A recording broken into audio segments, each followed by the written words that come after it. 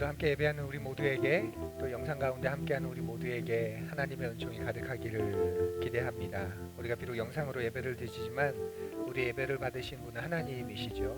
우리 그 하나님을 기억하면서 주님 한 분만으로 만족합니다. 기뻐합니다. 안심합니다. 우리 그렇게 찬양합시다.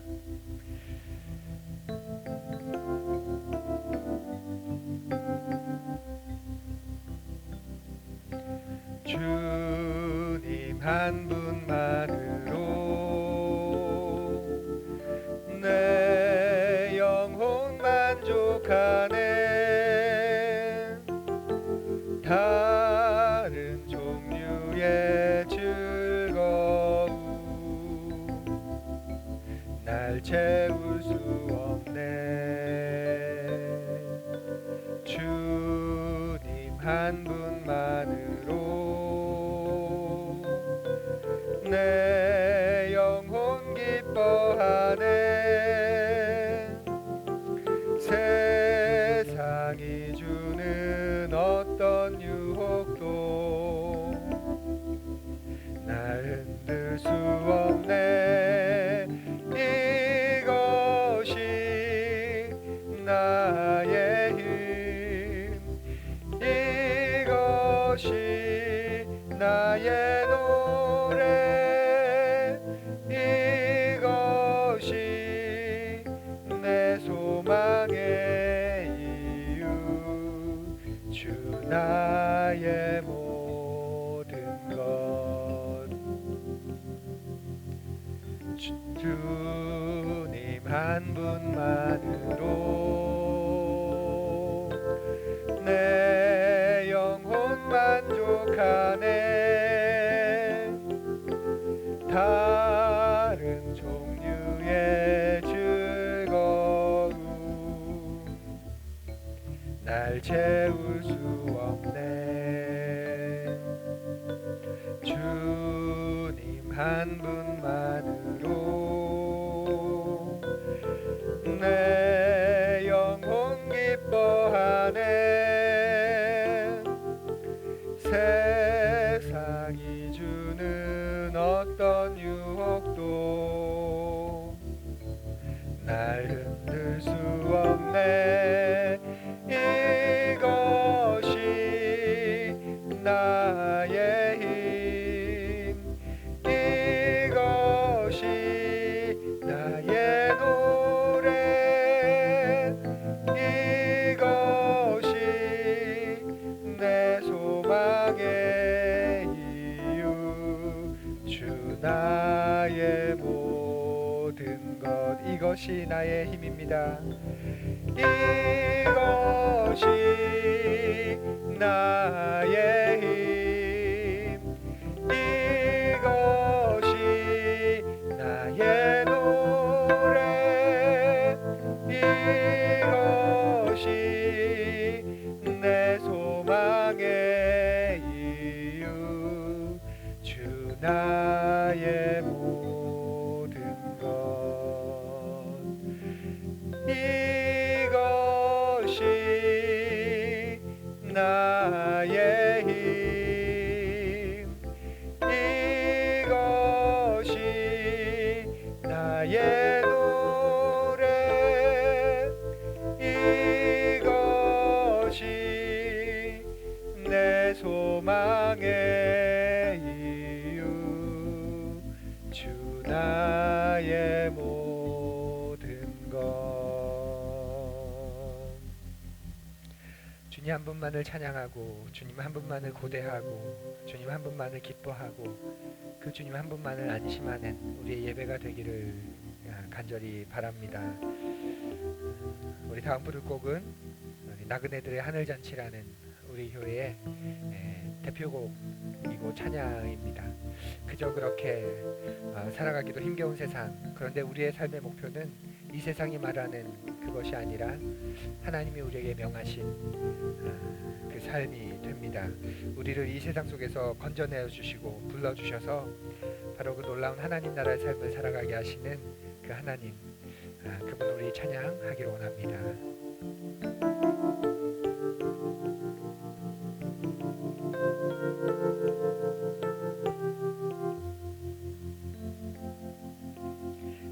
그저 그렇게 남들만큼만 살아가기에도 힘겨운 세상살이 우릴 부르셔 세상 속에서 나그네로 주님 드러내라 하시네. 우리 힘과 지혜로는 해낼 수 없는 고귀한 부르심, 그분의 사랑이 있어 지친 무릎 일으켜 세우네. 예배 눈물과 한숨이 기쁨과 찬송으로 변화되는 하늘 잔치, 예배 본향을 향하여 힘찬 걸음 내딛는 나그네들의 하늘 잔치, 하늘 아버지 함께 하심 우리를 본향까지, 우리를 그날까지 붙드시리. 그저 그렇게 남들만큼만 살아가기에도 힘겨운 세상살이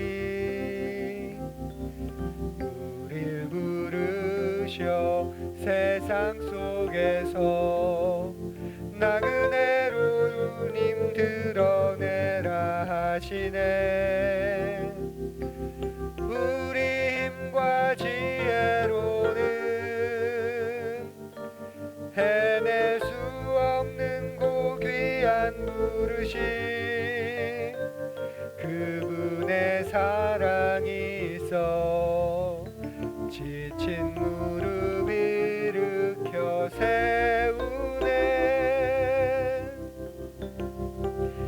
예배 눈물과 한숨이 기쁨과 찬송으로 변화되는 하늘 잔치, 예배 본향을 향하여 힘찬 걸음 내딛는 나그네들의 하늘 잔치, 하늘 아버지 함께 하심 우리를 본향까지, 우리를 그날까지 붙드시리.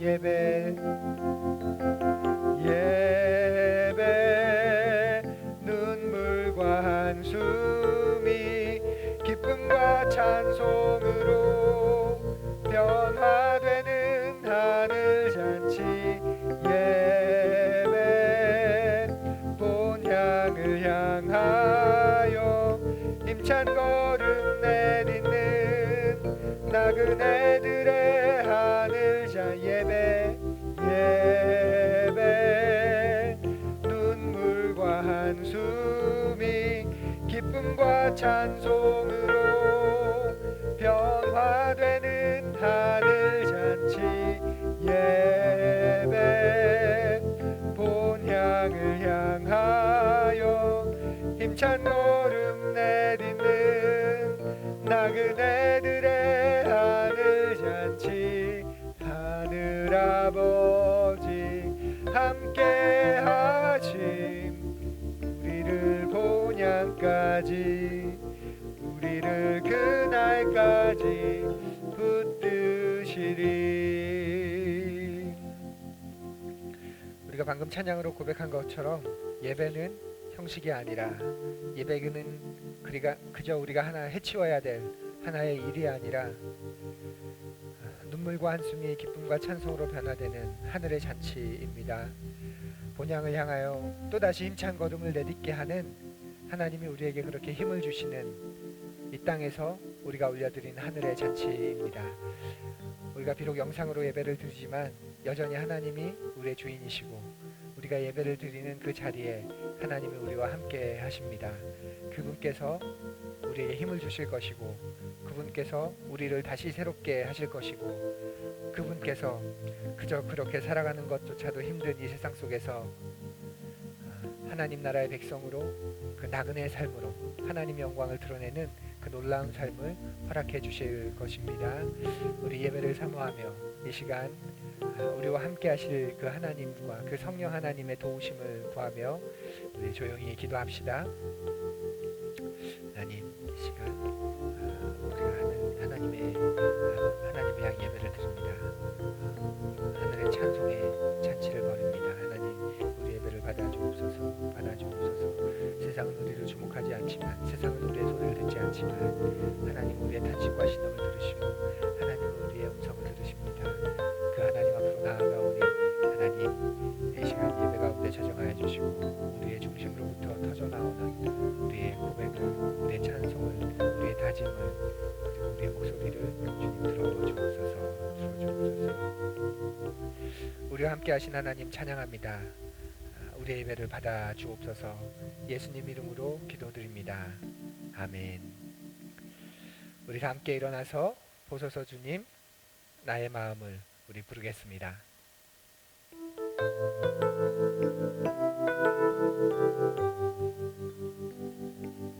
보소서 주님 나의 마음을 선한 것 하나 없습니다. 그러나 내 모든 것 주께 드립니다. 사랑으로 안으시고 날 새롭게 하소서. 주님 마음 내게 주소서. 내 아버지 주님 마음 내게 주소서. 나를 향하신 주님의 뜻이 이루어지도록 주님 마음 내게 주소서. 아멘. 우리 아름다운 글에 우리의 신앙을 담아 함께 낭독합시다. 땅의 무릎을 수백 번 꿇지 않고서야 어찌 밥상을 차릴 수 있으랴. 땅의 허리를 수천 번 숙이지 않고서야 어찌 먹고 살 수 있으랴.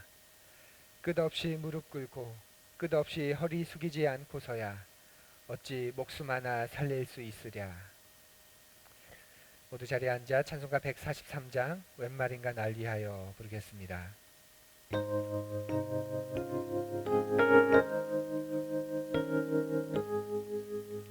웬 말인가 날 위하여 주 돌아가셨나.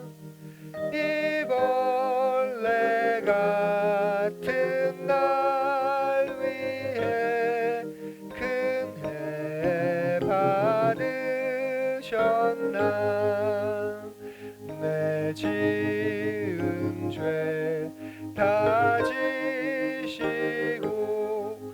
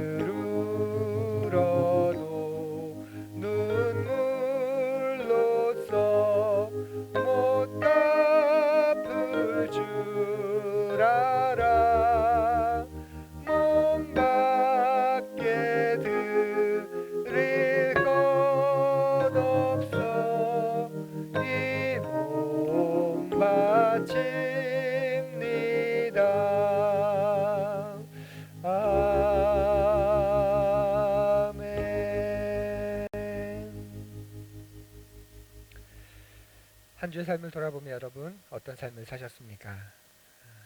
우리의 한 주의 삶은 하나님 보시기에 어떠하였을까요? 내가 생각하는 한 주의 삶 말고, 내가 바라보는 내 한 주의 삶 말고, 하나님이 보시는, 하나님께서 바라보시는 우리 한 주의 삶은 어땠을까요? 하나님의 마음으로 우리 한 주의 삶을 돌아봅시다. 우리를 위해 생명까지 내어주신, 우리를 위해 고난을 당하시고 죽임까지 당하신 그 예수 그리스도의 마음으로, 그 하나님 아버지의 심정으로 우리의 삶을 돌아보기 원합니다. 죄를 나열하라는 것이 아니라 한 주 동안 했던 그런 부족함과 연약함과 허물들을 끄집어내고 들추어내라는 말이 아니라 하나님이 여전히 우리의 삶의 중심이었는지, 우리가 그 중심을 놓치지 않고 살려고 애를 썼는지 돌아보는 시간입니다. 우리 한 주의 삶을 돌아봅시다. 그리고 내 삶의 주인이 하나님입니다. 그 하나님을 놓쳤습니다. 그러나 다시 그 하나님을 주인으로 삼을 것입니다. 우리 그렇게 고백하는 우리 고백의 기도 조용히 드리겠습니다.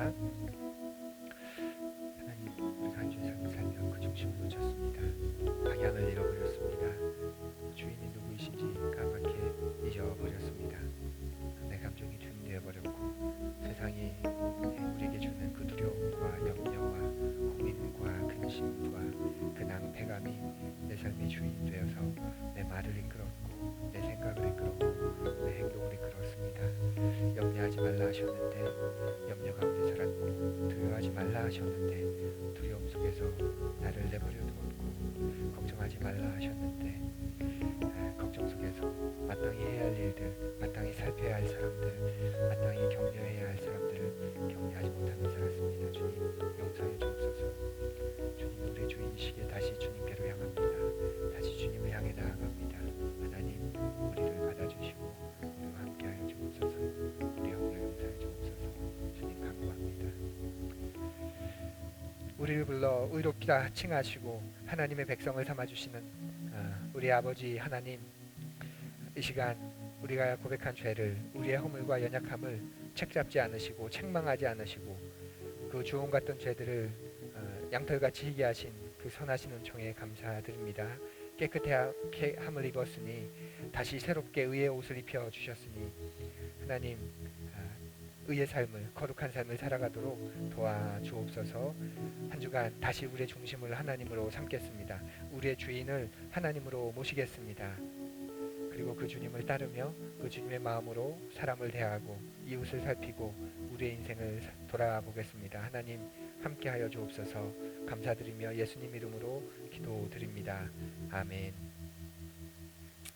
우리 예배 말씀을 교독합니다.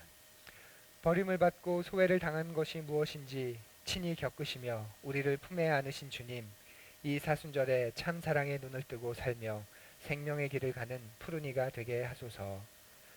고개를 내미는 풀잎처럼, 꽃망울을 준비하는 나무처럼 주님 앞에서 새 봄을 맞는 저희이기를 원합니다. 바람과 햇볕으로 흔들어 깨우듯 저희를 당신의 숨결로 깨우치소서. 야훼께서 되찾으신 사람이 이 길을 걸어 시온산으로 돌아오며 흥겨운 노래를 부르리라. 그들의 머리 위에선 끝없는 행복이 활짝 피어나고 온 몸은 기쁨과 즐거움에 젖어들어 아픔과 한숨은 간데없이 쓰러지리라. 아멘. 다 함께 사도신경으로 우리의 신앙을 힘차게 고백합시다. 우리는 무엇을 믿나요? 나는 전능하신 아버지 하나님, 천지의 창조주를 믿습니다. 우리는 무엇을 믿나요? 나는 그의 유일하신 아들, 우리 주 예수 그리스도를 믿습니다. 그는 성령으로 잉태되어 동정녀 마리아에게서 나시고 본디오 빌라도에게 고난을 받아 십자가에 못 박혀 죽으시고 장사된 지 사흘 만에 죽은 자 가운데서 다시 살아나셨으며 하늘에 오르시어 전능하신 아버지 하나님 우편에 앉아 계시다가 거기로부터 살아있는 자와 죽은 자를 심판하러 오십니다. 우리는 무엇을 믿나요? 나는 성령을 믿으며 거룩한 공교회와 성도의 교제와 죄를 용서받는 것과 몸의 부활과 영생을 믿습니다. 아멘.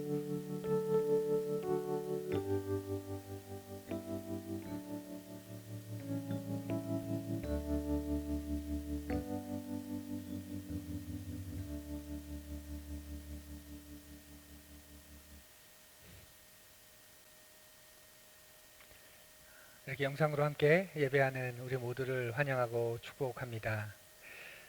지난주에 우리 초중 고등학교의 개학이 4월 6일로 연기되었죠. 유례가 없는 상황을 우리가 지금 맞이하고 있습니다. 그리고 지난주에는 성남에 있는 한 작은 교회가 주일 예배 강행을 하다가 그로 인한 감염 환자의 발생으로 인해서 교회가 또다시 큰 지탄을 받기도 했던 그런 사건이 있었습니다. 저에게는 우리는 어떻게 해야 될까 하는 고민이 끊이지 않는 그런 한 주였습니다. 교회는 공적인 장소예요. 공적 장소. 그래서 공적 장소이자 사회적 기관인 학교가 개학을 4월로 연기하는 것에 맞춰서 교회도 그렇게 하는 것이 가장 바람직하다 그런 생각을 가지게 되었습니다. 제게는 저희가 아직 1년이 안 된 교회이고 또 작은 교회이기 때문에 모임에 대한 그런 일종의 절실한 마음이 있었습니다. 이번 주간 그 마음을 하나님께 올려드리는 그런 시간이 되었고요. 이제는 자유하게 되는 그런 시간이었음을 고백합니다. 그동안 몇 주간 잘 따라주시고 이 모양 저 모양으로 또 서로 사랑하고 격려해온 푸른이와 하늘 가족 여러분 모두를 또 환영하고 또 감사한 마음을 감사의 인사를 여러분께 또 올려드립니다. 이럴 땐 할 수 없는 것보다 할 수 있는 것을 더욱 생각하는 것이 하나님을 믿는 사람의 특징입니다. 그리고 그것이 신앙의 자세이지요. 할 수 없는 것들이 많아지긴 했지만 너무 그런 것들을 생각하지 마시고 이런 상황 속에서 할 수 있는 그것을 생각해 보시면 삶을 대하는 태도나 삶의 깊이가 또한 다르게 될 것입니다. 요즘 우리에게 친숙한 신조어가 하나 생겼습니다. 바로 사회적 거리두기라는 말이죠. 사회적 거리두기. 좀 딱딱하고 차갑게 느껴지는 용어이긴 하지만 사회적 거리를 둔다 이 말은 잠시 서로 떨어져서 지낸다 이런 뜻일 겁니다. 다시 만날 건데 우린 반드시 다시 만나야 하는데 지금 상황적으로 잠시 우리가 서로 떨어져 있는 거다. 부득이하게 잠시 떨어져 지내는 거다라는 거죠. 하지만 우리는 다시 만나고 어울릴 것입니다. 그래서 그날과 그 시간을 위해서 서로 잠시 떨어져 있는 것. 그럼에도 우리는 우리가 서로 영적으로 연결되어 있다는 것을 기억해야 합니다. 모이지 않는다고 우리가 다 남남이 아니라는 거예요. 사랑하는 여러분, 우리는 영적으로 한 성령을 받은 성령의 하나 되게 하신 그 성령의 하나님의 전이고 또 그리스도의 모음입니다. 우리가 한 성령을 받은 한 몸임을 고백하면서 습관적으로 하던 말 또 하던 고백 그런 것들을 한번 되돌아보는 그런 시간도 되었으면 참 좋겠습니다. 주보와 홈페이지에 올려두었지만요. 이번 한 주 미국의 한 목회자의 글이 제 마음에 크게 와닿았는데요. 브라이언 나자프르 목사가 자신의 블로그에 코로나 바이러스가 우리를 유익해 하는 10가지라는 글을 올렸습니다. 제목이 좀 불편해지시죠? 코로나 바이러스가 우리를 유익하게 하는 10가지. 자세한 내용은 주보와 홈페이지의 목회 칼럼을 읽어보시면 좋겠는데요. 이 나자프르 목사는 이 코로나 바이러스가 하나님의 뜻이라거나 하나님의 계획이라거나 그런 말로 미워하지 않습니다. 코로나19는 말 그대로 전 세계적인 재앙입니다. 하루속히 극복해야 하는 아픔이지요. 하지만 또 다른 이면에는 이 일을 통해서 우리가 경험할 수 있는 일이 있다 그렇게 말합니다. 그의 말 가운데 두 번째 내용이 저를 좀 돌아보게 했는데요. 그는 코로나19 감염 사태를 통해 이렇게 말합니다. 믿음이 없는 사람들에게 복음을 전할 수 있는 문을 열어줍니다. 이 전염병으로 우리 기독교인들은 다른 이들에게 그리스도의 사랑을 보여줄 수 있는 훌륭한 기회를 가질 수 있습니다. 그러면서 성경 말씀을 인용합니다. 이같이 너희 빛을 사람 앞에 비추게 하여 저희로 너희 착한 행실을 보고 하늘에 계신 너희 아버지께 영광을 돌리게 하라. 코로나19 감염 사태가 오히려 그리스도인인 우리에게는 절망과 염려와 두려움에 빠져 있는 세상 사람들에게 그리스도의 사랑을 보여줄 수 있는 훌륭한 기회, wonderful opportunity라고 말합니다. 그 말에 한없이 부끄러워졌습니다. 교회 역사에서는 실제로 그랬다는 것 여러분 우리가 함께 살펴보았죠. 사회적 위기, 국가적 재난 가장 대표적인 것이었던 게 뭐였죠? 바로 흑사병, 역병 이런 전염병이 창궐했을 때 그리스도인들은 절망과 두려움에 빠져있는 이웃을 섬기는 좋은 기회로 사용했습니다. 그리고 그 환란을 거치면서 세상은 그리스도의 삶을 보았습니다. 교회는 기독교는 핍박과 박해를 받는 중에도 그래서 부흥하게 되고 더 단단해지고 견고해지게 된 거죠. 오늘 우리는 어떤가요? 우리는 이 코로나19 감염 사태를 훌륭한 기회로 삼고 있는지요? 우리 교회는 저와 여러분은 어떻습니까? 모이지 않는 정도로 우리가 그렇게 만족하고 있는 것은 아닌지, 또 우리가 감염되지 않는 것 정도로 우리의 일상에 피해가 없는 것 정도로 우리가 만족하고 있지 않는지, 그러면 우리는 잘못 하나님 주신 이 삶을 살아가고 있는 것이라고 생각이 들었습니다. 저도 여러분도 우리가 지금 겪고 있는 이 시간을 하나님을 증거하고 절망과 어려움과 두려움 속에 있는 사람들에게 참된 인생과 참된 소망을 가르쳐주는 그런 훌륭한 기회로 삼았으면 참 좋겠습니다. 월세를 줄여주거나 또 대신 내주거나 탕감해주는 사람들의 아름다운 이야기가 또 퍼져나가고 있죠. 또 취약계층 그리고 외국인 이주 노동자들에게 마스크를 지원해주는 교회들이 많아지고 있습니다. 특히 대구에 있는 개척교회, 미자립교회 그리고 그곳의 절박한 사람들에게 여러 방법으로 지원해주는 그런 교회들이 많아지고 있습니다. 우리 교회도 적은 금액이지만 이번 대구의 어려움을 겪은 그런 교회들에게 함께 동참하고자 합니다. 이 어려운 시간을 우리는 어떤 기회로 삼을 것인지 여러분의 삶의 자리에서도 생각해 보시기 바랍니다. 여러분 주변에 이웃이 있으신가요? 여러분 주변에 친근한 가게나 또 그 매장이 있으신가요? 그리스도의 사랑을 보여주는 그런 훌륭한 기회로 삼아 보십시오. 저 역시 이번에 결심한 바가 있어서 실행에 옮겨 보았습니다. 사랑의 빛 외에는 지지 말라고 하셨죠. 그래서 여러분에게도 사랑의 빛 외에는 쥐고 싶지 않다 그런 마음이 들었습니다. 우리가 다시 모이게 되는 날 우리 안에 있었던 이런 간증들 이런 경험들을 우리가 나눌 수 있기를 간절히 고대합니다. 사순절을 맞아서 시작한 예수 찾기 예수가 정말 존재했는가 오늘은 그 네 번째 시간입니다. 예수의 실존에 대한 역사적 탐구 또 철학적 탐구를 우리가 지금 세 번에 걸쳐서 쭉 이어보았는데요. 오늘은 예수를 만난 사람들에 대한 이야기를 할 거예요. 어떤 특정한 사람들에 대한 이야기보다는 예수를 만난 사람들이 어떻게 살게 되었는지에 대한 이야기를 할 것입니다. 예수와 인격적인 관계를 맺은 사람들이 있다면 그리고 그 인격적인 만남 때문에 변화된 사람들이 있다면 그것이야말로 예수의 존재에 대한 가장 강력한 증거가 될 수 있기 때문에 그렇습니다. 우리 성경 말씀을 함께 봉독하죠. 오늘 성경 말씀 마가복음 8장 27절에서 34절까지의 말씀입니다. 신약성경 마가복음 8장 27절에서 34절까지의 말씀을 우리 함께 낭독합시다. 예수와 제자들이 빌립보 가이사랴 여러 마을로 나가실새 길에서 제자들에게 물어 이르시되 사람들이 나를 누구라고 하느냐.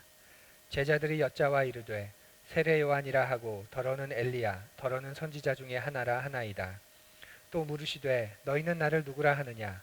베드로가 대답하여 이르되 주는 그리스도시니이다 하매 이에 자기의 일을 아무에게도 말하지 말라 경고하시고 인자가 많은 고난을 받고 장로들과 대제사장들과 서기관들에게 버림받되어 죽임을 당하고 사흘 만에 살아나야 할 것을 비로소 그들에게 가르치시되 드러내놓고 이 말씀을 하시니 베드로가 예수를 붙들고 항변하매 예수께서 돌이키사 제자들을 보시며 베드로를 꾸짖어 이르시되 사탄아 내 뒤로 물러가라.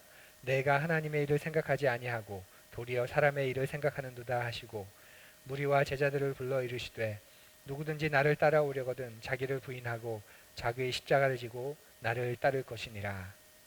아멘. 여러분이 잘 아시는 것처럼 저의 첫째와 둘째는 친생자녀이고 셋째와 넷째는 입양자녀입니다. 첫째와 둘째는 출산으로 가족이 되었고 셋째와 넷째는 입양으로 가족이 된 거죠. 윤다미와 윤수리와 가족이 될 때 저와 아내는 인생에서 최고의 결정, 최선의 결정을 했다, 선택을 했다 그렇게 생각했었습니다. 그리고 지금도 거기에는 변함이 없습니다. 이 세상에 있는 모든 아이에게는 부모와 가정이 있어야 한다고 믿기 때문입니다. 그것이 하나님이 만드신 질서이지요. 부모가 되어주는 것, 가족이 되어주는 것, 누가 뭐래도 그것은 영원히 가치 있는 일이고 그러기에 최고의 선택, 최선의 선택을 했다 그렇게 여기고 있습니다. 저는 그리스도인이 되는 것도 그와 비슷한 엄청난 가치를 가졌다고 생각합니다. 제가 그리스도인이 된 것, 또 우리 가족이 믿음의 가정이 된 것은 제 인생에 최고의 선택이었다고 저는 확신합니다. 그런데 많은 사람들이요, 성경이 말하는 삶의 방식, 기독교를 일고의 가치도 없이 생각합니다. 말 그대로 일고의 가치도 없는, 한번 고려해 볼 만한, 한번 생각해 볼 만한 가치도 없는 것으로 기독교를 어, 생각하죠. 아예 가치가 없다는 거죠. 좀 더 나가면 제법 배웠다, 좀 공부했다 말하는 사람들 가운데서도 내가 믿는 예수님, 내가 믿고 따르면서 내가 예수님의 눈으로 세상을 보고자 하고 예수님이 가르쳐 주신 삶의 방식으로 삶을 살아가려고 하는 그 예수님을 실제로는 존재하지 않았다, 그렇게 말하는 사람들도 있습니다. 지난 2000년 동안 이 예수님을 믿어왔던 수많은 사람들이 있었는데 그게 역사적 사실임에도 불구하고, 그런데 오늘날 어떤 사람들은 그 예수는 가짜고 당신이 믿는 그런 예수는 없었다고까지 말합니다. 그러면서 오히려 충고를 하죠. 이제는 좀 깨라. 좀 어리석은 신앙에서 좀 벗어나라. 그런 신화 같은 이야기에서 이제는 좀 자유해라. 그렇게 말하는 겁니다. 무엇 때문에? 역사적으로 사회적으로 충분히 받아들여질 만하고 타당한 기독교 신앙이 왜 이렇게 신화처럼 취급을 받고 사람들로부터 무시와 천대를 받게 된 것일까요? 단지 반대편에 있는 사람들의 말처럼 인간의 이성이 성인이 되었기 때문에 그럴까요? 과거에는 과학이 발전하지 않았기 때문에 인간의 이성이 유아였다면, 어린아이였다면 지금은 인류의 기술과 문명과 과학이 말할 수 없이 발달해서 이제 인간의 지성과 이성은 성인에 이르렀다. 그래서 성인에 이르러서 보니까 그건 다 신화이고 허구이다. 그러니 이제 그런 유아기적 발상을 벗어나야 한다. 과연 그런 것일까요? 진짜 이유는 거기에 있는 것 같지 않습니다. 기독교를 무가치하게 여기는 사람들의 이야기의 근저에는 교회와 교회를 다니는 사람들에 대한, 그리스도인에 대한 비판이 늘 존재해 왔음을 우리는 알고 있습니다. 우리가 몇 번 살펴본 오강남 교수의 말을, 그의 책 예수는 없다에서 말하는 그의 말을 한번 들어보십시오.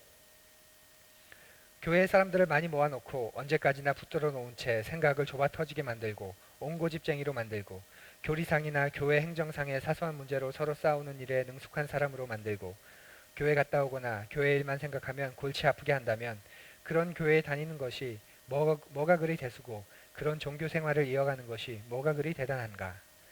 한국의 예에서 보듯이 이런 지적, 영적, 도덕적 성장을 맞는 교회가 아무리 커져서 아무리 많은 수의 교인을 확보한다 하더라도 그 많은 수의 교인 때문에 한국 사회가 좀 더 정의롭고 평화롭고 화기애애한 사회로 탈바꿈하는 데 도움이 되느냐 하는 것과는 거의 상관이 없기 때문이다. 오히려 잘 믿어서 혼자 잘 살게 될 것으로 착각하고 잘 믿어서 자기들만 청당 갈 것으로 꿈꾸는 사람 때문에 더욱 심한 물질 중심주의, 이기주의, 과시제일주의의 사고방식이 팽배되고 있는 것이 현실 아닌가. 내가 보기로는 빈 교회가 차라리 머리가 빈 사람으로 가득 찬 교회보다 낫다. 우리가 잘 아는 것처럼 서구의 교회는 텅텅 비어있다고 말하죠. 오강남 교수가 지금 그것을 말하는 겁니다. 차라리 그 교회가 텅텅 비어있는 게 머리가 빈 사람들이 가득 차 있는 교회보다 훨씬 더 낫다. 이렇게 말하는 겁니다. 굉장히 불쾌한 말이죠. 감정적으로 굉장히 자극이 되는 말이고 누군가를 선동하는 그런 말입니다. 이토록 불쾌하고 선동적인 언사인데 과연 우리가 이 오강남 교수가 지적하는 바를 부인할 수 있을까요? 어떠십니까? 우리의 마음속에는 아니요 라고만 말할 수 없는 부분이 있습니다. 오강남 교수의 말을 요약하면 이런 겁니다. 그리스도인은 좁아 터졌고 옹고집쟁이고 그래서 밤낮 자기들끼리 싸우기만 한다고 말합니다. 실제로 보면 많은 교회 가운데에서 싸움과 분열이 있습니다. 서로 용납하고 이해하고 원대한 그런 이해에 다다르지 못하고 이런 것들이 교회에 없는 것이죠. 크리스천들을 보면 정말 갑갑하다. 그 생각이 너무나도 좁아 터졌다. 정말 근시안적이다. 이런 마음이 들 때가 우리에게도 얼마나 많은지 모릅니다. 죽고 사는 문제가 아닌데 사소한 것 가지고 싸우고 사소한 권리를 주장하는 그런 크리스천들을 우리는 자주 만납니다. 사회생활 해보시면 어떻습니까? 사회생활을 하다 보면 정말 쪼잔하게 행동하는 사람들이 크리스천일 경우가 적지 않습니다. 그러니 교회가 기독교가 한 인간의 지적이고 영적이고 도덕적인 성장을 막는다. 오강남 교수가 이렇게 말하는 거예요. 다른 말로 이야기하면 당신 교회 다닌다고 지금 말하는데 그러면 교회 다니기 때문에 지적으로 영적으로 도덕적으로 성장하고 있냐? 우리와 다른 게 도대체 뭐냐? 이렇게 되묻고 있는 거예요. 아니네. 우리보다 못하네 뭐. 우리랑 똑같네 뭐. 이렇게 말하는 거죠. 그러면서 되묻습니다. 그러면 도대체 교회는 왜 다니는 거야? 라고 말이죠. 부인하고 싶지만 이 오강남 교수의 말이 맞는 부분이 있습니다. 기독교를 일고의 가치도 없다고 말하는 세상, 그 원인, 1차적인 원인 제공자는 바로 이기적인 그리스도인들, 거기에 있습니다. 우리 자신에게 있는 것이죠. 그리스도인에게 뭐가 중요하냐 이렇게 물어보면 대부분 뭐라고 말할까요? 기도하고 말씀을 읽는 거라고 말해요. 그런데 실제로 한번 보면 그리스도인들이 그렇게 기도를 많이 할까요? 여러분 그렇게 기도 많이 하십니까? 일주일에 10분, 하루에 10분도 아니고 일주일에 10분 정도 되는 시간을 떼어서 기도하는 사람들이 과연 그리스도인들 가운데 얼마나 될까요? 그렇지 않은 사람들이 대다수겠죠. 오히려 그렇게 시간을 떼어서 기도하는 것을 특별하게, 대단하게 여길 정도입니다. 상식적인 정도가 아니라 오히려 기도하자, 거나 기도하고 있으면 행함이 없는 기도는 가짜야. 백날 기도하면 뭐래? 전혀 노력하지 않으면서 그런 말로 기도 자체를 무익하게 여깁니다. 자신이 기도하지 않는 걸 합리화하고 정당화하는 거죠. 기독교인에게 중요한 게 뭐야? 기도하는 것이라고 말하면서도 기도하는 것을 이상하게 여깁니다. 성경은 어떻습니까? 일주일 내내 성경 한 장도 안 읽는 사람 굉장히 많죠. 기독교인의 고백은 그 진정성은 도대체 어디에 있는 것일까요? 종교생활의 묵직함, 경건성은 뭘까요? 우리가 질문하지 않을 수 없습니다. 우리가 또 100번 양보해서 기도하는 그리스도인들이 훨씬 더 많다고 칩시다. 그런데 그 기도를 돌아보면 그 기도의 대부분의 내용, 90% 이상의 내용이 뭐죠? 자신과 자신의 가족과 자신이랑 관련된 이야기들입니다. 아픈 거 낫는 거, 학교 좀 잘 다니는 거, 뭐 좋은 학교 들어가는 거, 승진하는 거, 또 사업 잘 되는 거, 이렇게 주로 자기랑 관련된 내용들입니다. 제가 아는 어떤 분은 다른 사람을 위한 기도, 그러니까 중보기도는 도저히 못하겠다고, 그래서 중보기도를 하지 않는다고 말해요. 제가 의아해서 왜 그러냐고 물어봤더니 진심이 생기지 않아서 그렇답니다. 그래서 억지로 기도하지는 못하겠다고, 자신과 가족을 위해서만 기도하는 걸 오히려 당당하게 말하는 걸 제가 들었습니다. 참 보고 싶은 푸른이 여러분, 그리고 하늘가족 여러분, 생각해 보십시오. 하나님을 알지 못하는 사람들이 하나님을 믿는다고 하는, 하나님을 안다고 하는 사람들이 하는 그 신앙행위를 하는 것을 볼 때 늘 자기 자신을 생각하고 자기 자신을 위해서 기도하고, 그것도 물질적이고 세상적인 것만 추구하며 기도하는 것을 본다면 과연 그 사람들이 여기에는, 이 종교에는 뭔가 진리가 있구나, 그렇게 생각할까요? 잘 되라고 점을 보는 거나 애군을 막는다고 무당의 힘을 빌리는 거나 기독교 신앙을 갖는 거나 그들에게 뭐가 그리 다르겠습니까? 세상에서의 삶을 들여다봐도 마찬가지입니다.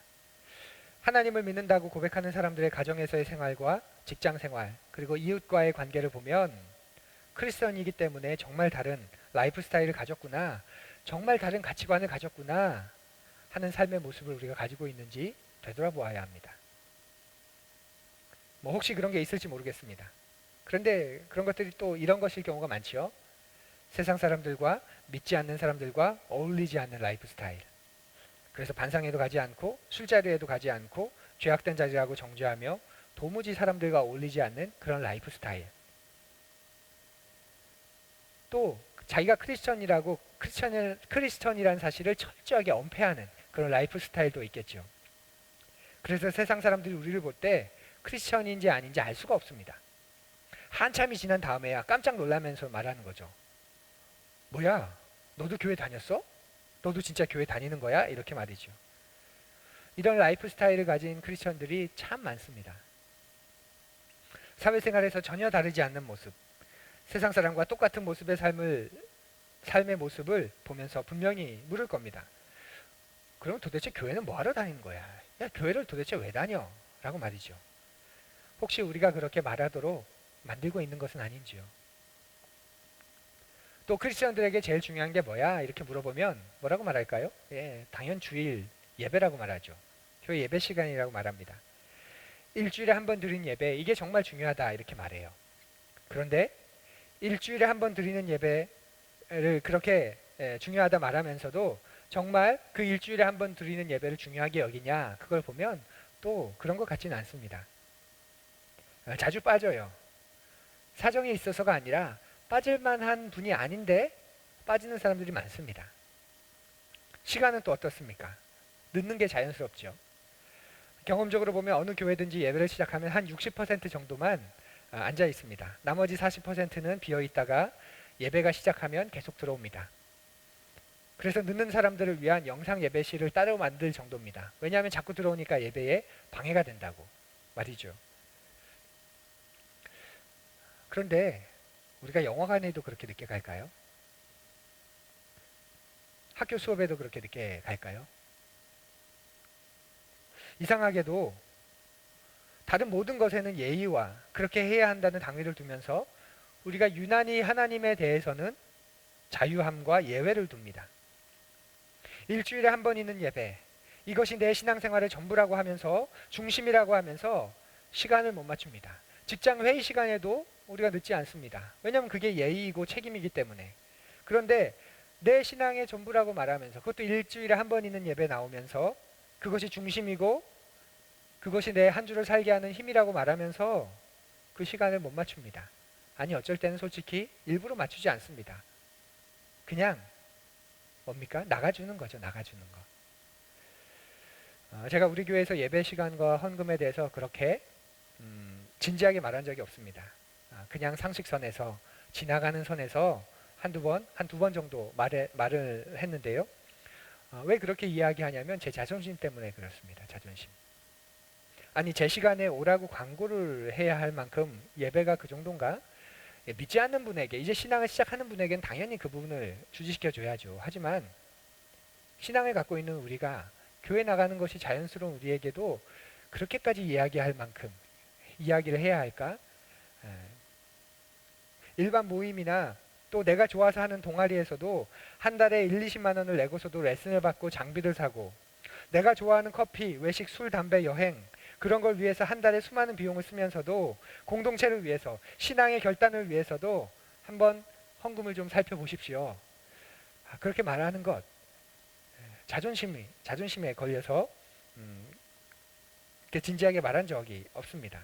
그렇게 말하는 것이 솔직히 자존심이 상합니다. 예배 시간을 맞추십시오. 예배에 좀 일찍 나오십시오. 헌금 생활을 한번 돌아보십시오. 일주일의 수입에 내가 어느 부분을 정말 내 신앙의 무게를 담아서 드리고 있는지 한번 좀 보십시오. 이렇게 말하는 것 자체가 자존심이 상합니다. 우리의 일상의 삶에 비추어 볼 때 초라하다면 넌 크리스찬들이 하나님을 알지 못하는 사람들이 우리가 믿는 그 예수님이 정말 대안이 된다. 정말 소망이 된다. 정말 거기에 가능성이 있다. 과연 그렇게 고려할까요? 저라면 안 할 것 같습니다. 여러분 어떠십니까? 저라면 안 할 겁니다. 그런 공동체를 보면서 그들에게 진리가 있다. 그들이 진리를 가지고 있다. 저는 그렇게 생각하지 않을 겁니다. 사람들이 보는 기독교의 하나님은 그 자신을 복주고 그 자신을 돌봐주는 지극히 개인적인 하나님으로 전락해버렸습니다. 온 우주의 하나님, 온 인류의 역사를 만드시고 주관하시는 하나님. 단 한 번도 한 개인의 하나님이신 적이 없었던 그 하나님이 오늘날 한 개인의 하나님으로 전락해버리셨습니다.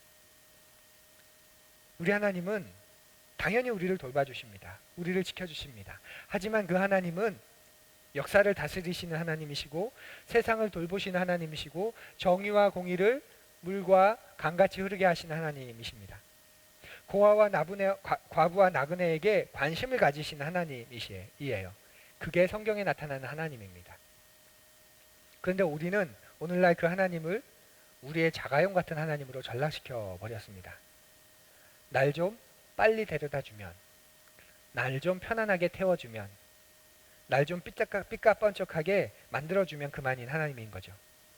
하나님을 모르는 사람들이 그런 하나님을 믿는 사람들을 보면서 과연 하나님을 믿으려고 고려할까요? 그래서 부흥이라는 것이 뭔가요? 숫자 자체가 느는 거죠. 통장 잔고가 늘듯이 숫자가 늘면 부흥입니다. 그래서 건물을 크게 짓고 주차장을 완비하고 아이들 케어링 잘 해주고 또 설교가 어느 정도 되면 숫자가 늘지요. 그리고 그걸 부흥했다고 말합니다. 그런데 솔직하게 생각해 보지요. 그게 부흥입니까? 여러분 그런 교회 다녀보시지 않으셨습니까? 그게 정말 부흥했다 말할 만큼 대단한 일이던가요? 진정한 부흥은 사람 사이에서 얼마나 서로를 사랑하고 서로를 돌보고 자신의 주변에 있는 이웃들을 찾아가고 섬기느냐, 그게 부흥이죠. 부흥은 숫자 노름이 아닙니다. 내면적으로 그런 일들이 일어나지 않는다면, 교회 사이즈만 자꾸 커져간다면 그걸로 교회가 되는 걸까요? 금방 무너집니다. 우리 교회도 지금 한 가정 한 가정 늘고 있음에 감사가 되는데요. 그렇게 늘면서 우리가 가졌던 가치들, 우리가 가졌던 관계들, 이런 것들이 나빠지면 어떻게 될까? 그런 걱정하는 마음이 듭니다. 그래서 이제 우리 전체를 두 소그룹으로, 두 모임으로 나누려고 합니다. 그리고 그 안에서 좀 서로를 돌보는, 서로를 사랑하는, 서로의 삶을 좀 유심히 지켜보면서 함께 격려하고 지지하면서 이 나그네의 삶을 같이 달려가는 그런 우리가 되었으면 좋겠습니다. 2002년도로 기억하는데요. 매년 부활절이 되면 한국에 있는 교회들이 부활절 연합 예배를 드립니다. 그래서 2002년에도 부활절 연합 예배를 드렸는데 그때 표를 보고 많은 사람들이 경악을 했습니다. 2002년 부활절 한국교회가 연합으로 드리는 연합 예배의 표가 뭐였는 줄 아십니까? 2002년은 월드컵이 있었던, 한일 월드컵이 열렸던 해죠. 2002년도의 표가 이겁니다. 부활의 영광, 월드컵의 승리. 부활의 영광, 월드컵의 승리. 그 표를 보면서 많은 사람들이 우리가 정말 이렇게까지 되었구나 하고 탄식을 했었습니다. 어떻게 부활의 영광하고 월드컵의 승리가 같은 값에 이렇게 매길 수 있습니까? 한 줄에 컴마로 이렇게 연결될 수 있습니까? 예수님의 부활하고 월드컵이 격이나 맞는 일입니까? 그런데 한국교회가 다 같이 모여서 부활절 예배를 드리면서 부활의 영광을 말하는 것보다 월드컵의 승리를 더 기원했습니다. 그런데 더 절망적인 건 뭐냐면요. 그걸 이상하게 여긴 사람들이 많지 않았다는 거예요. 아무렇지도 않아 했던 사람들이 더 많았다는 겁니다. 그럴 수 있지. 그게 뭐 어때서? 그럼 월드컵에서 탈락하면 좋겠어? 그게 우리의 현주소였고 한국교회의 현주소였습니다. 세상에 대해서, 우리가 살고 있는 나라에 대해서, 사회에 대해서 무관심한 교회, 그래서 자기 자신만 들여다보는 교회, 그리고 그 기저에 깔려있는 묻지마, 반지성주의적인 묻지마 신앙. 그래서 신앙이 부담 없고 부담 주지 않고 부드럽고 가볍고 소프트하고 깔끔한 신앙, 그런 것들을 원하지요. 여러분에게는 이번 한 달 제가 하고 있는 설교가 어쩌면 어려울 수 있고 또 지루하고 따분할 수도 있습니다. 우리가 예수님을 믿는데 생각하지 않고 느낌으로만 믿으려는 경향이 강해서 그럴 수 있습니다.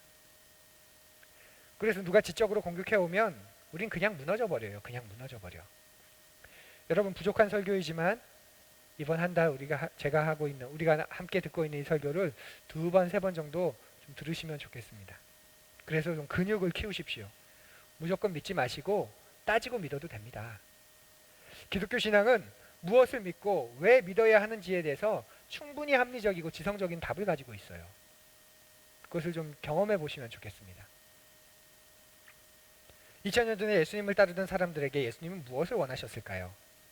그걸 알아야 2000년이 지난 지금 예수님은 우리에게도 무엇을 원하시는지 우리가 알게 됩니다. 오늘 우리가 읽었던 본문 마가복음 8장 34절, 우리 다시 한번 읽어보겠습니다. 함께 읽습니다. 무리와 제자들을 불러 이르시되 누구든지 나를 따라오려거든 자기를 부인하고 자기 십자가를 지고 나를 따를 것이니라. 예수님의 이 말씀에 기독교의 본질이 나옵니다. 기독교의 본질. 기독교의 전부가 들어있어요. 이 말씀에. 바로 우리가 하나님과의 관계가 깨어져 있었죠. 하나님과의 관계가 단절되어 있는 거예요. 그 이유가 뭔가요? 우리가 왜 하나님과의 관계가 깨어지고 하나님과 단절되어 있었습니까?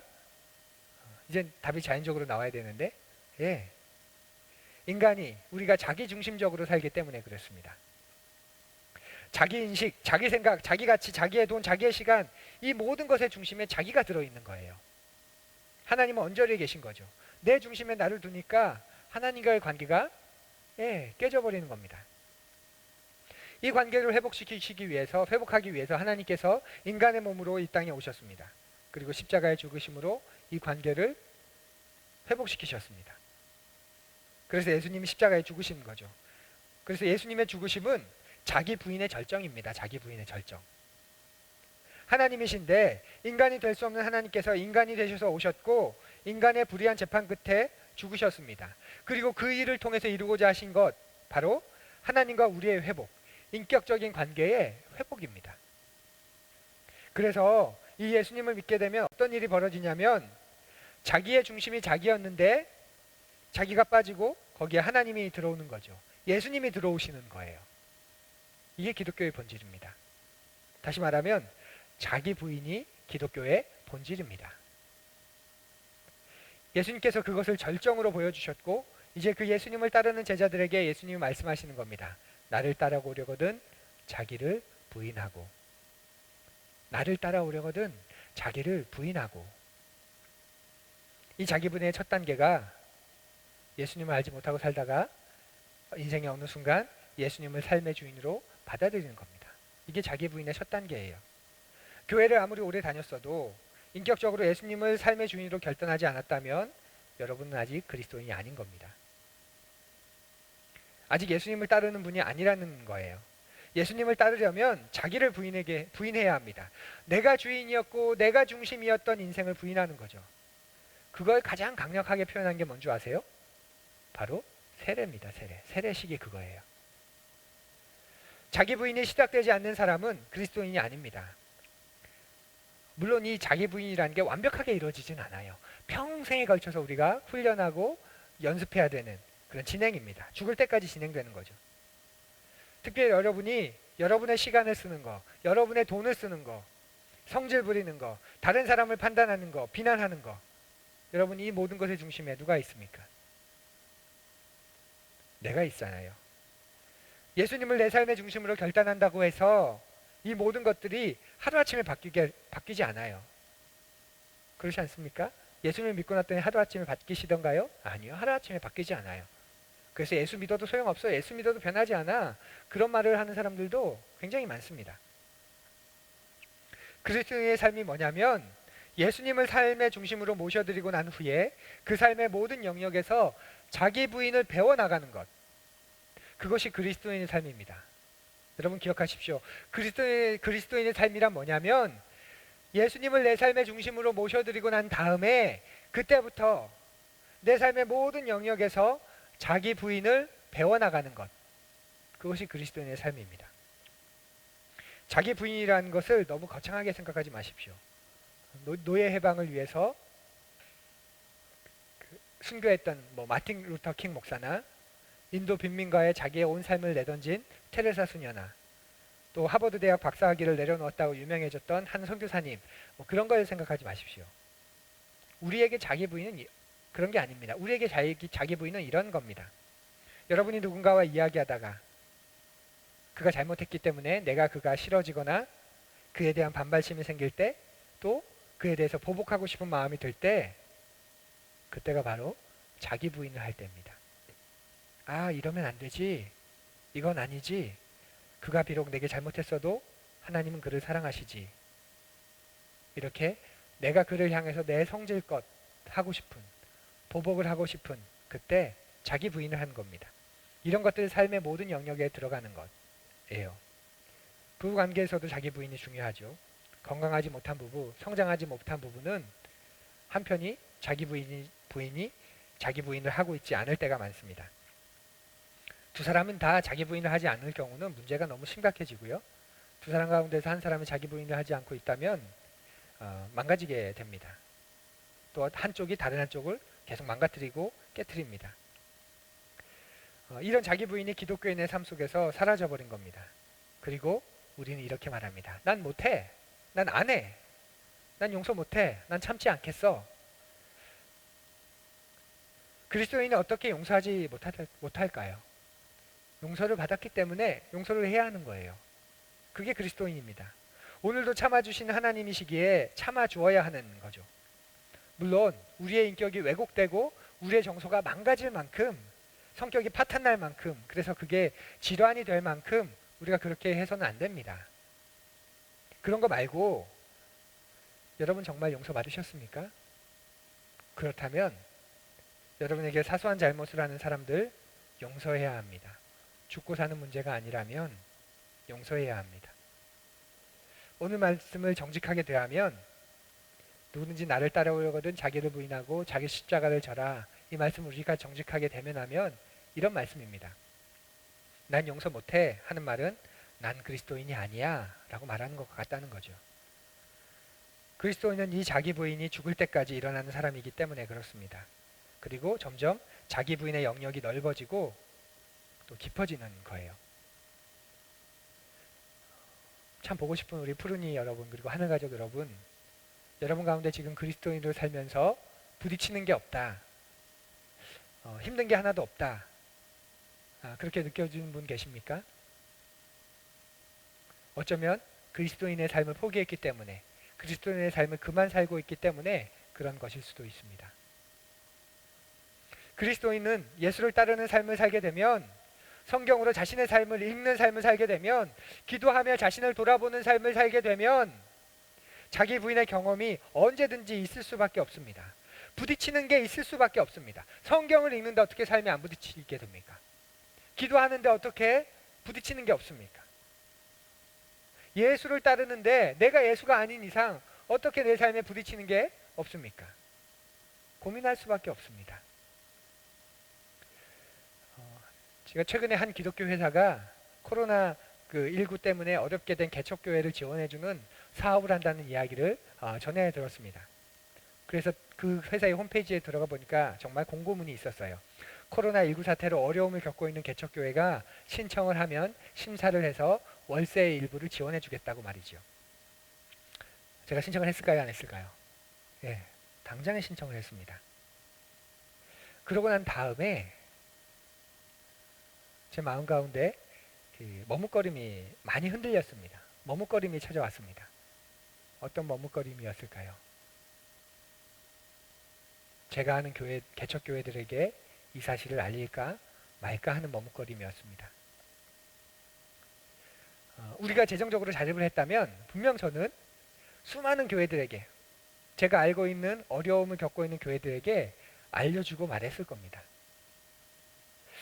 이렇게 좋은 게 있어 라고 말이죠.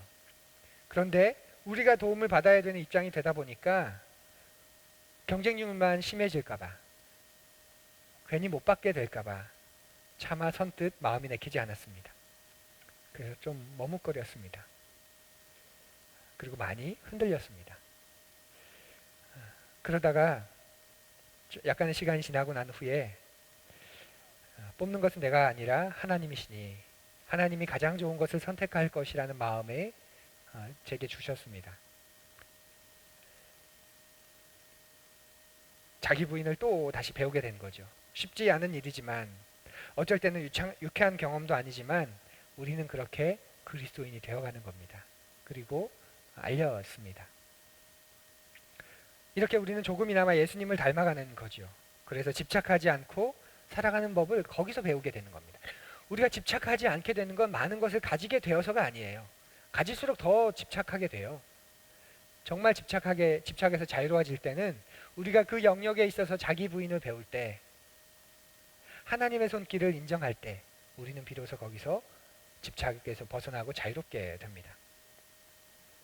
하나님께서는 우리가 하나님 외에 그 어떤 것에도 집착하면서 살아가는 것을 원치 않으십니다.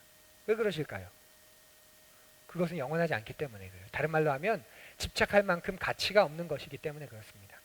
내 인생을 걸고 집착할 만큼 가치가 없는 것이기 때문에 그렇습니다. 저는 우리 교회가 건강하게 시작했고 지금 또 건강한 관계를 유지하고 있는 꽤 건강한 교회라고 생각합니다. 여러분의 목사인 것이 너무나도 감사하고, 여러분이 우리 교회의 하늘 가족이 되어주신 것 참 감사합니다. 그런데 제가 이렇게 꽤 건강한 교회이고 우리가 감사한 공동체이지만 제가 자기 부인을 하는 것을 멈춘다면, 그 여러분들이 자기 부인을 하는 삶을 멈춘다면 우리는 머지않아 엉망이 될 겁니다.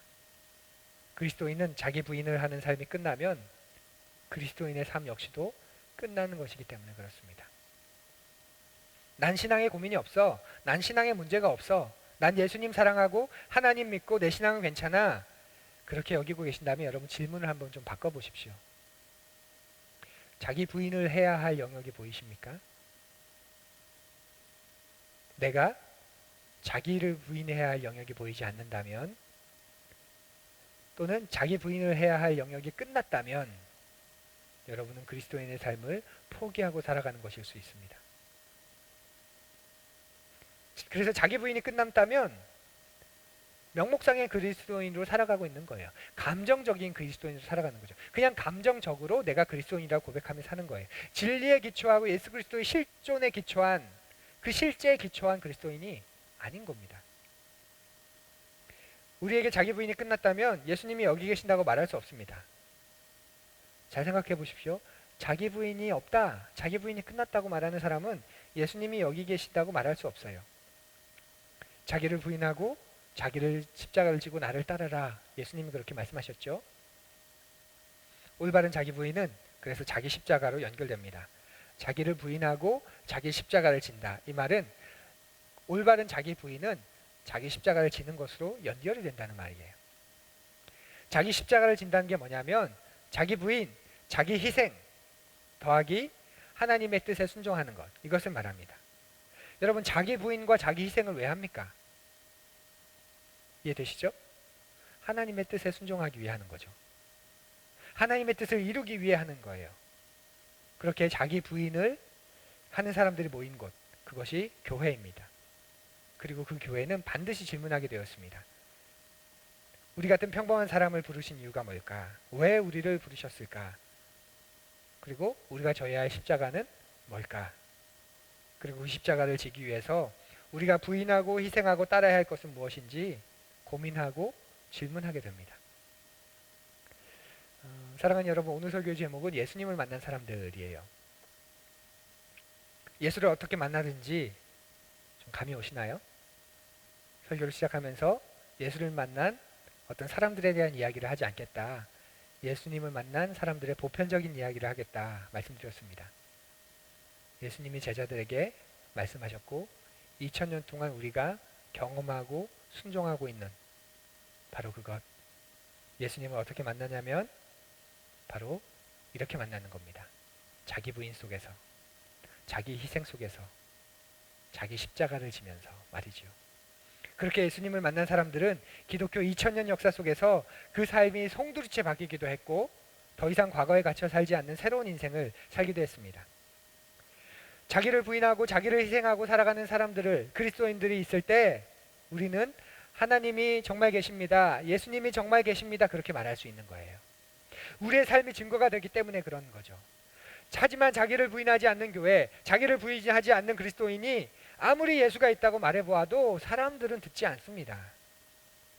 자신의 소비 습관 하나, 자신이 돈을 사용하는 그 자세 하나, 시간을 사용하는 그 태도 하나, 사람을 대하는 모습 하나 바꾸지 못하는 진리는 진리가 아니라는 걸 너무나도 잘 알기 때문에 그래요.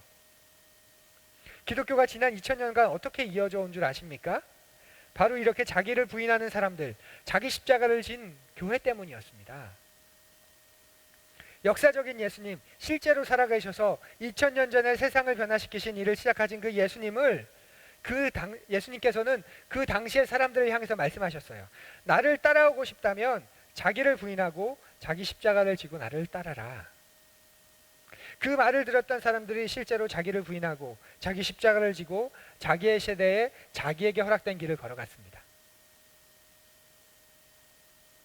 그리고 그 다음 세대의 사람들은 그 모습을 보면서 기독교가 진리라는 것을 받아들였어요. 자기를 부인하고 자기 십자가를 지고 가는 사람들을 보았기 때문에 그런 거죠. 그래서 그 다음 세대 사람들은 비록 예수님을 직접 보지는 못했지만 이 사람들을 보았기 때문에 예수가 정말 있다는 것을 알고 있었습니다. 그래서 그들도 자기를 부인하고 자기 십자가를 지고 길을 걸어갔습니다. 그렇게 지난 2000년간 기독교가 이어져 온 것입니다. 우리는 우리 세대에 우리가 져야 할 자기 부인과 자기 십자가가 있습니다. 제가 설교를 준비하면서 따져보니까 지금 예수님을 믿은 지 32년째더라고요. 32년. 지난 32년 동안 제가 예수님을 믿고 오면서 예수님이야말로 인간이 선택할 수 있는 최고의 선택, 최선의 선택이라는 것에 대해 지적으로나 실존적으로나 또 사회적으로나 문화적으로나 의심할 여지가 없다는 것을 확인하고 또 확인했습니다.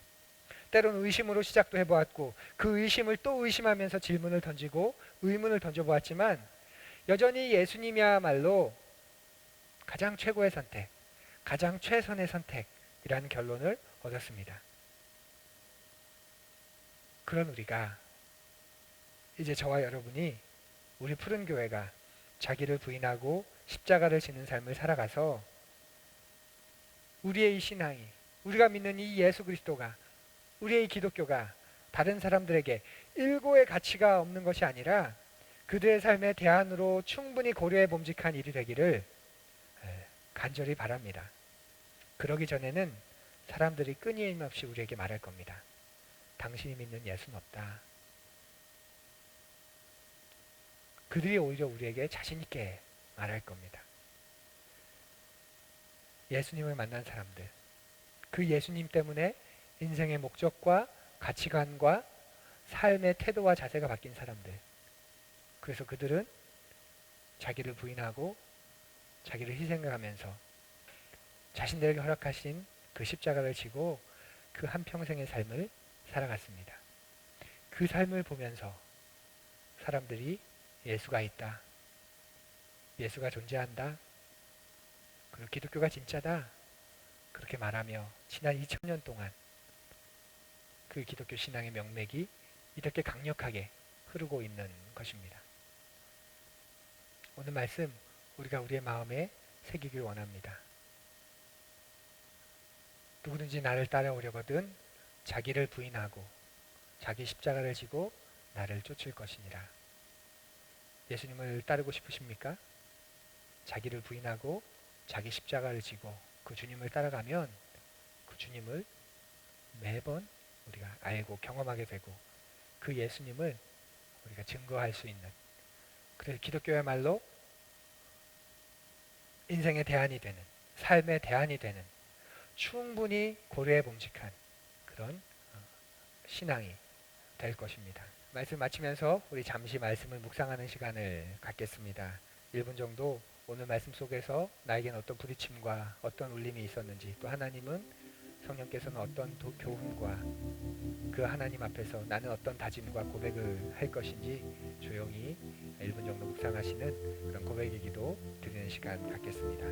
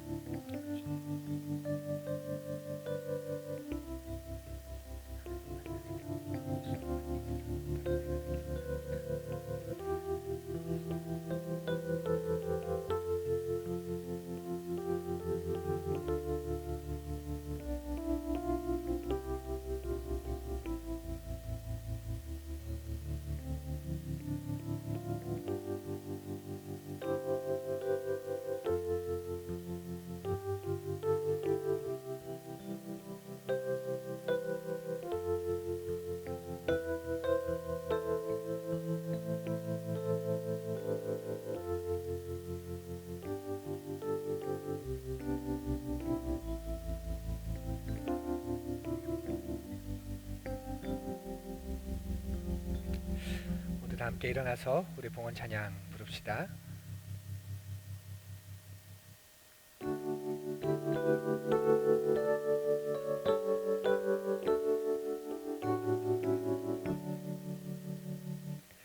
내게 있는 모든 것을 아낌없이 드리네.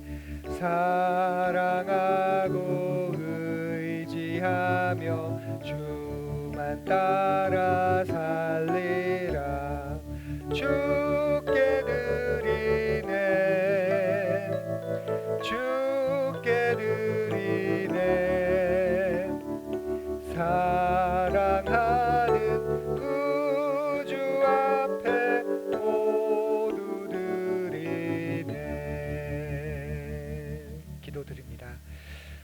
사랑하는 하나님, 오늘 말씀 속에서 예수를 만난 사람, 바로 우리가 되기를 원하는 마음을 갖게 합니다. 우리가 그 예수님을 만난 증거가 되는 사람들 되도록 도와주옵소서. 자기 부인과 또 자기 희생과 하나님의 뜻을 따르며 순종하는 삶을 통해 우리 안에 그리스도가 계심을, 그리고 그리스도가 지금도 실존하고 계심을 우리가 보이고 나타내는 그 삶을 살아가도록 하나님 도와주옵소서. 또한 이 시간 예수 그리스도를 나의 주 나의 하나님이시라 고백하며 11조 예물과 또 감사의 마음과 또 여러 가지 제목을 담아 주님 예물을 드립니다. 하나님 받아주시고 이 안에 담긴 우리의 정성과 주님을 향한 사랑의 마음도 주님 받아 주옵소서. 코로나19 감염 사태가 지속되는 가운데에 경제적으로 또 재정적으로 점점 어려워지고 있는 나라와 또 우리 가정들입니다. 그 속에서 하나님의 은혜를 경험할 수 있도록 주님 도와주옵소서. 그저 누리고 살았던 평범했던 일상이 얼마나 감사한 삶인지 주님 기억하게 하시고 깨닫게 하시고 소박한 삶을 연습하고 또 소박한 삶 속에서 넘치는 은혜를 경험하도록 하나님 도와주옵소서. 또한 채우시는 주님의 은혜를 우리가 누릴 수 있도록 하나님 주의 백성을 도우시고 살펴주시길 간절히 원합니다. 우리 사랑하는 지체들 코로나19에 감염되지 않게 하시고 이 상황 속에서 또 이웃들을 기억하고 생각하며 섬기는 그 높은 수준의 삶을 살아가도록 하나님 도와주옵소서. 예수님의 이름으로 간절히 기도드립니다. 아멘. 우리 이 시간 교회 이야기 함께 나누겠습니다. 3월과 어울리지 않은 매서운 바람이 불기도 했던 한 주였지요. 하지만 이미 시작된 봄의 흐름을 거스를 수 없다는 거 잘 알고 계시죠? 코로나19를 대하는 우리의 자세도 많이 차분해지고 단단해졌습니다. 이 새봄의 기운이 열방과 이 나라와 우리의 각 가정에 깃들기를 바라고 함께 영상으로 예배하는 모두를 환영하며 축복합니다. 오늘은 사순절 넷째 주일입니다.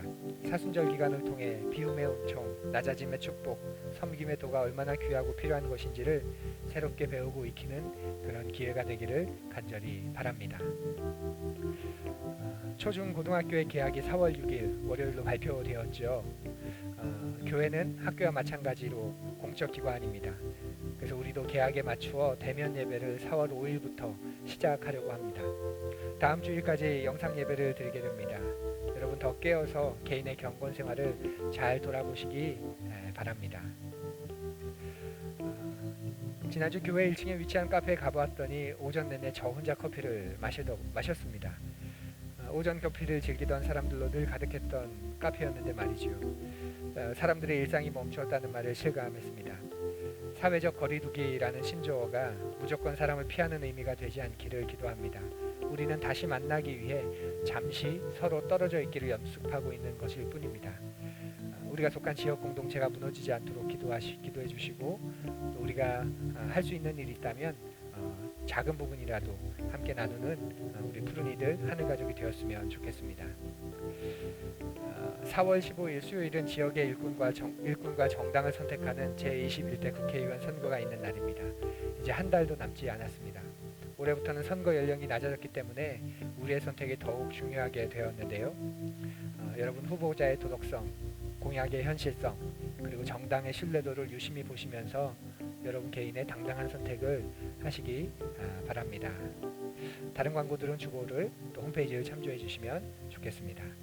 우리 다 함께 일어서서 다짐과 감사의 찬양을 드리며 우리 예배를 마치겠습니다.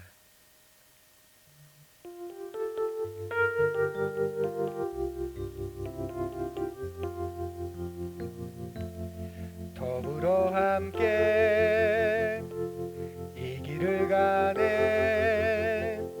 혼자라면 외롭고 힘들었을 이 길. 더불어 함께 이 길을 가네. 지켜보며 세워주는 이들과 함께 더불어 함께 이 길을 가네. 혼자라면 거칠고 모나게 살아갈 더불어 함께 이 길을 가네. 그의 형상 닮아가는 이들과 함께 이제 더 이상 나만의 세계 구하지 않으리. 더불어 함께 살며 그분의 나라 나타내리. 이제 더 이상 나만의 세계 구하지 않으리. 더불어 함께 살며 그분의 나라 나타내리. 더불어 함께 이 길을 가네. 2000년 동안 계속 이어져 온 이 길 더불어 함께 이 길을 가네. 그의 형상 날아가는 이들과 함께 지켜보며 세워주는 이들과 함께 그의 형상 닮아가는 이들과 함께 우리 구주가 되어주시는 예수 그리스도의 은혜와 하나님 아버지의 한량없으신 은혜와 성령 하나님의 함께 하시는 은총이 우리가 있는 곳에서 하나님을 기억하고 그 하나님을 찬양하며 경배하는 모든 푸른 이들과 하늘 가족 위에 그 가정과 하는 그 일들과 그 직업 위에 지금부터 영원까지 함께 하기를 간절히 축원합니다. 아멘.